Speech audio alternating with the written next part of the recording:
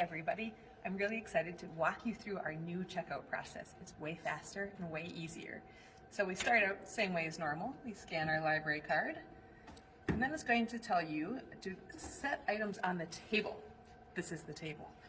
So you actually can take 5 items at a time, 1, 2, 3, 4, 5, and we set them straight on the scanning pad, not under the barcode reader. One little tip that I have is I actually like to flip them upside down so that the barcode reader doesn't try to scan them. So we just set them on there, and then if we wait here just for a moment, there's a little happy noise, 1, 2, 3, 4, 5, 1, 2, 3, 4, 5, did them all at once. So then I got that stack done, so I'm going to set them to the side, and I have some more. These are a little bit bigger, you'll notice. Some of the kids' books, ooh, I did it already because I got close. The magic, some of the kids' books are a little bit bigger, so we want to make sure we keep them inside these lines here.